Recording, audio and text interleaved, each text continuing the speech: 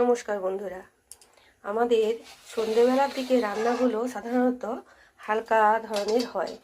আমরা যদি ভাত খাই কোনো দিন, সেক্ষেত্রে আমাদের এই মাছ থাকলেই একটা ঝোল রান্না করলেই হয়ে যায়। তা এই মাছ দিয়ে যদি আমরা ঝোল রান্না করি, তার সঙ্গে একটু আলু যদি দিই, আর সবজি একটা কিছু তো আমাদেরকে দিতেই হয়। রোজ রোজ ফুলকপি দিয়ে ঝোল খেতে আর ভালো লাগে না।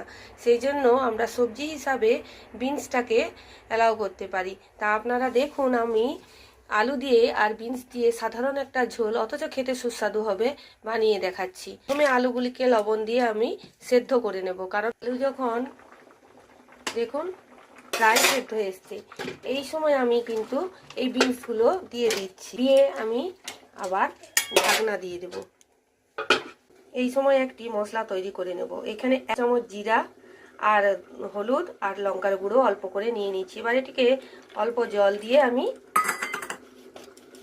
একটা তরল বানিয়ে নিলাম, কারণ এখানে মশলাটা ভিজে গেলে স্বাদটা আরও ভালো হবে। এইবার এটাকে আমি ছেঁকে নেব। বন্ধুরা, তেলটা বেশ কষকষে করে তাতিয়ে নিয়েছি। এইবার আমি ভেজে নিচ্ছি মাছগুলো। প্রথমে আমি মুড়োটাকে ভেজে নেব, তারপর অন্যান্য মাছ একে একে ভেজে ফিরে আসছি। মাছ আমার প্রায় ভাজা হয়ে গেছে।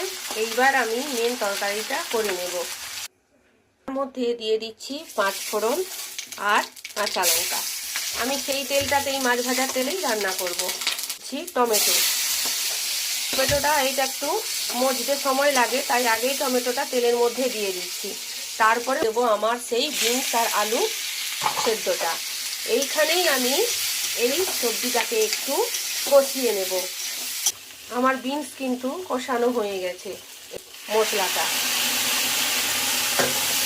এইবার এই মশলাটিকে এই আলু টমেটো বিনসের সঙ্গে ভালো করে কষিয়ে নেব, একটু আঁচটা কমিয়ে। যেহেতু আমরা কেবল এই একটি তরকারি দিয়েই খাবো, সেই জন্য জলটা একটু বেশিই দিলাম। স্বাদ মতো নুন দিয়ে দেব। উঠেছে, এইবার দিয়ে দিচ্ছি মাছগুলো।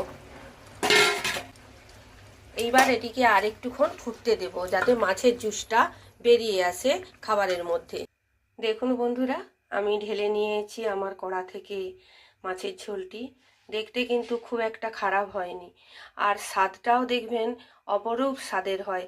কারণ প্রকৃত যে পোনা মাছ আমরা খাই, এটি কালবোস মাছ, এই মাছের যে টেস্ট, ওই আদা পেঁয়াজ রসুন দিয়ে রান্না করলে কিন্তু সেই টেস্ট পাওয়া যায় না। আপনারা করে দেখবেন, অবশ্যই খেয়ে দেখবেন কেমন লাগে।